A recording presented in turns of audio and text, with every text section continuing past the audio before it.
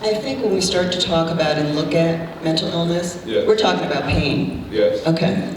And all of us want to be well. All of us want to be outside of pain or painful moments or painful challenges. So would you mind talking to us a bit about self-medication, what that looks like? Well, think about this when you're dealing with mental illness. Well, my young men that out there, y'all right there, put your hands up. Everybody that done dealt with something, whether anybody know somebody that's dead or in prison, put your hand up. That's why we need to listen. Because I don't want this to be y'all. So y'all listen for what we doing today. Don't talk to your friends, don't do nothing. Listen, listen. We don't know how to listen. I was that same person. I'd rather do my homework, man. I don't want to hear what them people got to say. They older, they ain't talking about nothing. Yeah, we is. We talking about saving lives and changing lives, and it might be yours. All right. Come on.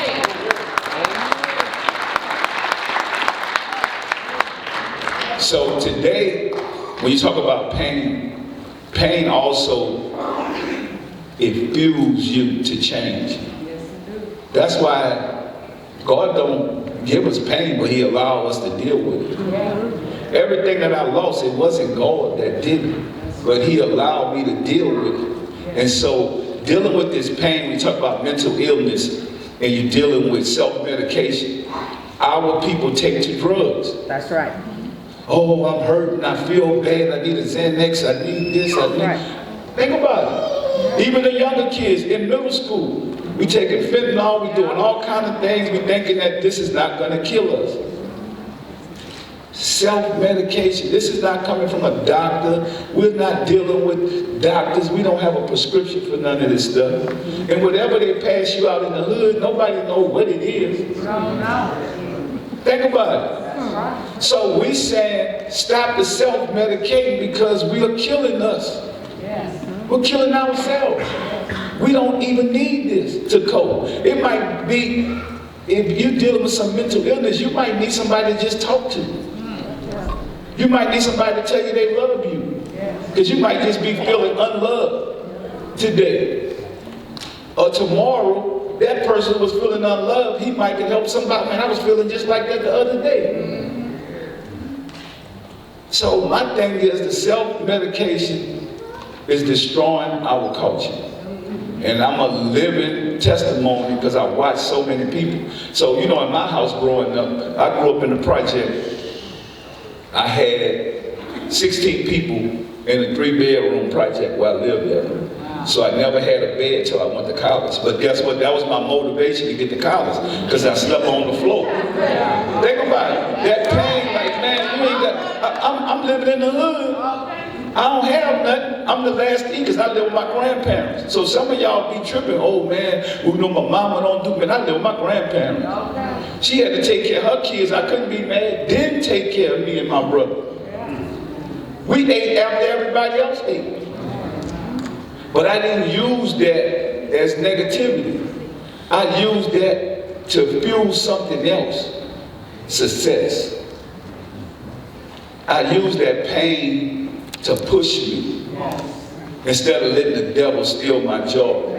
So they say the devil the fault of the lies, right? He don't know nothing. But he definitely can perceive you and make you think you're doing bad. Even though I was living in poverty, I was still alive. The most biggest blessing is life.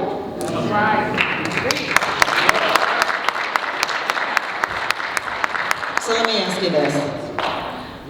What would you say to those, is this virtual as well? Is this hybrid? People can hear this? Okay. So what would you say to those who are listening, both here and virtually? Those who are thinking Percy Robert Miller Sr. may have come from the projects in New Orleans. He's not in the projects now. And so, how do people in this room, whose family members may be struggling or suffering with some form of mental illness, substance abuse, where does that help come from? That help comes from anybody listening and watching. Getting out there, acknowledging it first, not being afraid to say you're dealing with something, not being afraid to ask for help, because people just don't know. It ain't like somebody know that you're going through something. So stop keeping it a secret. I think there's all kind of people want to help us, but do we want the help? Because they got some people don't want the help. You know, you could take a horse to the water, but you can't make them drink it. And so my thing is now being able to recognize we're not giving up on our people because we love our people, but at the same time, we're not making all these sacrifices that somebody else not going to want to make for themselves. So I'm just telling people that's listening and watching, let us know you have a problem so we can help you. We can guide you in the right direction. And if we see somebody that's really dealing with a lot of mental stuff that they can't help themselves, let's not laugh at them, let's not make fun of them, let's not hurt them. Let's try to figure out how to help each other or even communicate. Even if it's tough love, let's try to do it in love. And so that's what I think the most important thing is we don't know how to love each other. We was talking about this earlier. We said that everybody tell you they love you. I don't want to hear that no more. Show me.